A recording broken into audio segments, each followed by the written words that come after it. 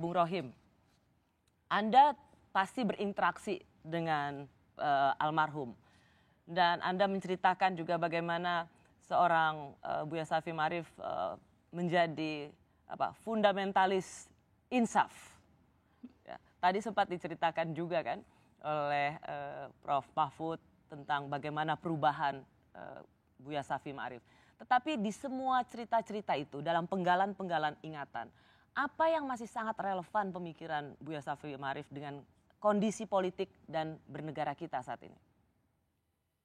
Ya, pertama, insafnya Buya dari seorang fundamentalis menjadi orang yang progresif, bahkan ada yang menyebutnya kadang-kadang liberal, itu kan sangat relevan untuk kehidupan bangsa kita sekarang ini, Mbak Rosi.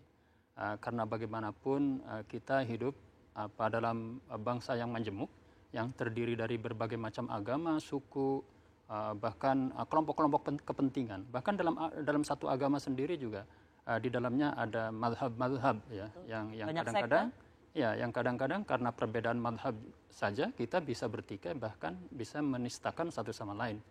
Dan ketika Buya sadar ya, bertransformasi menjadi seorang pemikir dan intelektual yang progresif, maka pemikiran dan laku Buya itulah yang kemudian banyak menjadi rujukan kawan-kawan. Maka kemudian sebenarnya wafatnya Buya itu sebenarnya yang paling bersedih selain kita tentu saja adalah teman-teman yang bergerak memperjuangkan pluralisme itu. Teman-teman dari kelompok-kelompok minoritas yang selama ini mereka merasa diperjuangkan, dibela, dan Buya itu kan orangnya sangat lugas. Jadi kalau ada kelompok-kelompok yang misalnya mengatasnamakan agama atau kepentingan politik tertentu, menistakan orang lain, itu Buya dengan bahasanya sendiri dia menyatakan dengan lantang bahwa kita yang masih human ini harus sadar dengan kondisi ini. Dan bangsa ini selalu membutuhkan orang-orang siuman seperti kita. Artinya apa? Artinya karena di hadapan kita banyak dalam perspektif Buya banyak orang-orang yang nggak siuman dan nggak sadar dengan realitas objektif bangsa Indonesia, sehingga satu sama lain saling bermusuhan, saling menistakan gitu. Jadi kalau misalnya ada label liberal dilekatkan pada seorang Buya Syafiee Ma'arif, apa yang paling salah total dari pelabelan itu? Pertama, ini kan orang punya kecenderungan untuk memusuhi sesuatu yang tidak dikenal, Mbak. Jadi karena mereka tidak kenal sebenarnya dengan Buya.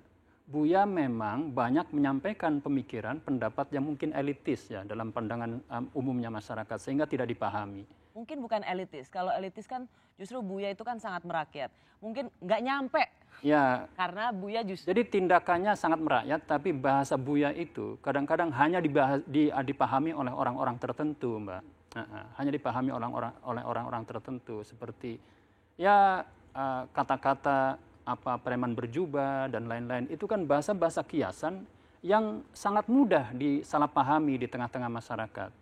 Jadi Buya sering juga dituduh sebagai orang yang Islamofobia. Coba bayangkan Buya yang tutur kata dan tindakannya itu merujuk pada Al-Quran dikatakan sebagai Islamofobia, dikatakan sebagai orang yang tidak suka dengan perkembangan di Indonesia. Itu kan sesungguhnya semasa hidupnya Gus Dur itu sendiri, ya ini pasti Mbak Yeni pasti mengalami ya, pasti orang-orang yang membela pluralisme, berpikir progresif pasti mendapat tuduhan-tuduhan seperti itu ya Mbak Yeni ya. Betul sekali.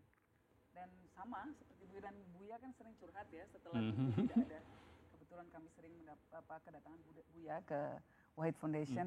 Nah, Buya sempat juga curhat, sekarang merasa sendiri ya karena tidak ada Gus Dur. Nah, beliau ketika dalam melakukan pembelaan kemudian dihujat oleh orang-orang yang belum paham. Ya, orang-orang yang belum paham. Nah, memang itu membuat beliau merasa kesepian. Gitu.